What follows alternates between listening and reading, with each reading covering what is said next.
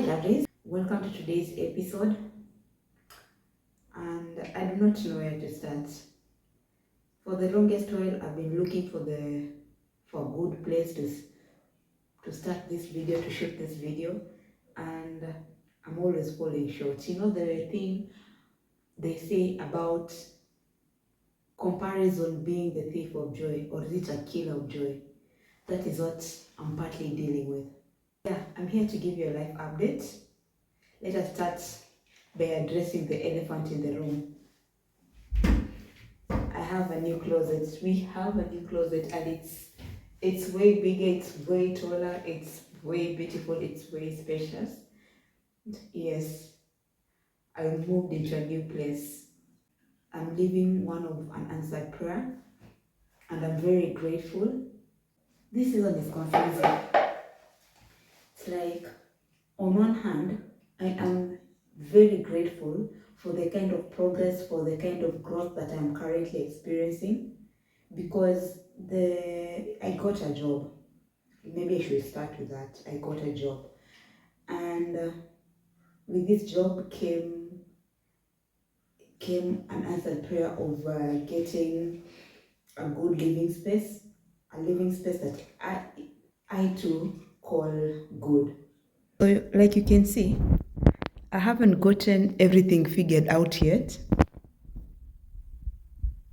So my hack is arranging the bedroom to feel like a hotel room. This is why we have a TV here and my beverage of choice.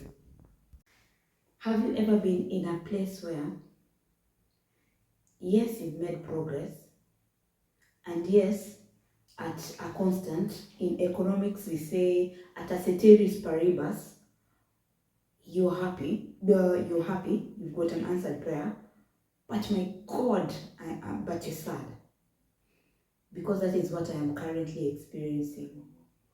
It's like everything that happened last year at a time almost like this, going forward, is when the last ship of good luck, or the last blessing, was just pulled, and then all the stacks, all the building blocks came tumbling down. So I feel like from last year at around June, life brought me to a place of survival, surviving several conversations, surviving several encounters, surviving several changes, surviving several heartbreaks, occurrences, and because it was happening one thing after the other, I was slowly being pushed to a place of survival. And then now I'm in a season of quote unquote recovery, where all the things that could go wrong went wrong. I reached at the end of myself. If it is to be shocked, subconsciously or consciously, I was in a state of shock. So now it's like, I like the explanation that Kamboa gave in her podcast, Being Kamboa. She says, being numb, being in that state of shock is almost like God's way of protecting you. Because according to how psychologists explain the art of being numb when something extreme has happened to a human being, is that the mind protects you from receiving any more pain or any more hurt. So it sort of insulates you. So life just happens around you, and you can see, you know what is happening, but you don't feel it as deeply as you should. And according to how she explains it, which I think is what I'm experiencing, is that after a while, the body now has to face the reality of whatever has happened or whatever was happening. And the numbness sort of ices out. It's like getting your meat out of the freezer, and then now the ice starts melting. And now you have to face the reality, and now you have to face the weight of the pain and the hurt, so that now the body learns how to make adjustment to your new life. Don't get me wrong, the place that I've gotten is one of the most beautiful places. I don't know why I keep saying one of the most beautiful places. When it comes to my living spaces, this is the most beautiful place that I've stayed in because it's more spacious. It's in the middle of an urban area and also some sort of a rural area. But it is not so rural that I feel forgotten. It is not so urban that I feel anxious. So that is the life update that I wanted to give for today, so that now we can get back to the business of creating art.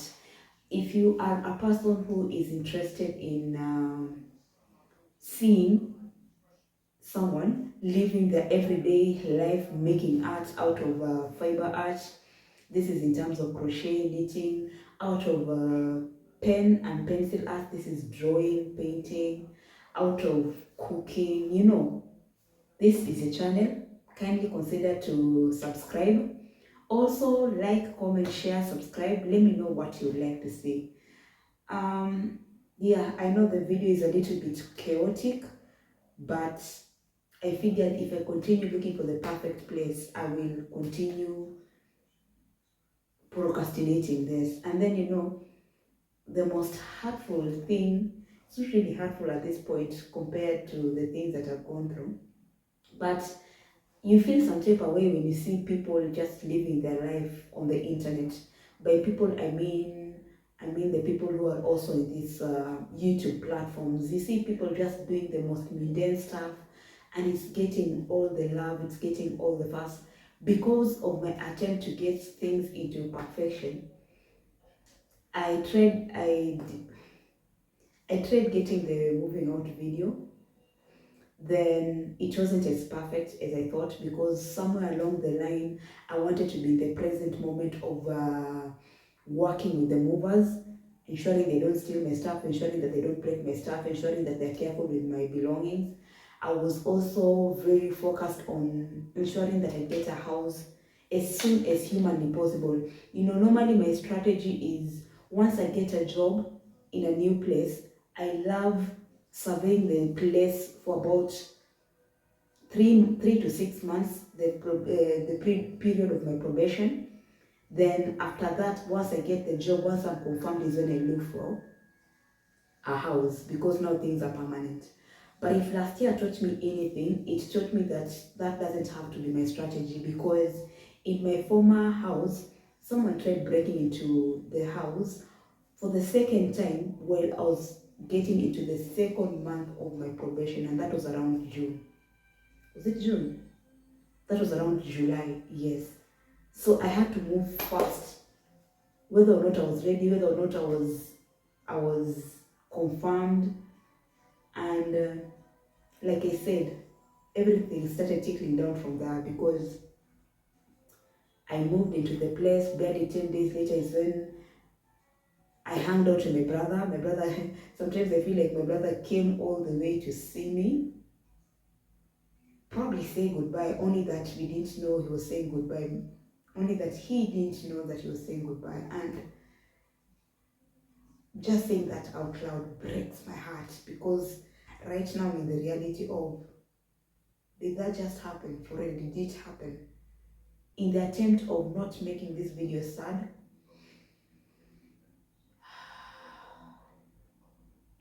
allow me to breathe that out. So yeah, going forward, you will see little bits and pieces of this new place. I don't know if I got enough content to show you how I moved in, how I arranged the things, but I wanted to invite you in that part of my life, because most of the part of last year I did crochet content, because that was me on survival. If you're a crocheter, if you're a fiber artist, you know how mindful knitting and crocheting can be. You just focus on whatever you're making, and it sort of helps you block out the noise from around. And now that I'm in a place where life is forcing me to face my reality, I'm inviting you in this journey, so that if you are a person who is going through same things that I'm going through, if you know a person who is going through the same things that I'm going through, I hope this video I hope this video sort of gives you insight of what it feels, of what it looks like.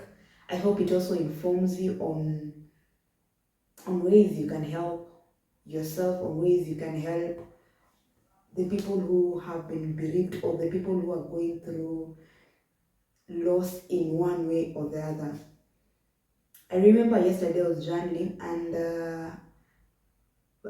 my journal is always a prayer journal. Most of the times it's a prayer journal. So I was telling God how much I hate life, I hate this season. And in that moment, the only thing that was holding me together was seeing someone who had posted a YouTube video, who is a person who has gone through the most. This is a person who has lost their parents. This is a person who has lost their siblings. This is a person who is dealing with a chronic ailment. And I keep looking at this person showing up on the YouTube channel, and her programming is not a way kind of content. She's just showing us how she's living her life. So I remember just looking at that content and saying, if this person is living fully present in that moment she shows that video, then I'm giving myself a chance to live the next hour, the next minute. And one thing has led to the other, and here we are now. So thank you so much for joining me in this journey. I hope it helps in one way or the other. Kindly engage with me in the comment section. Let me know, what are your thoughts towards this video, towards what I've just said. Do you know anyone who is going through the most? Let us encourage each other in the comment section. And let us get this subscription up. Allow me to stop rambling. Till the next one. Bye.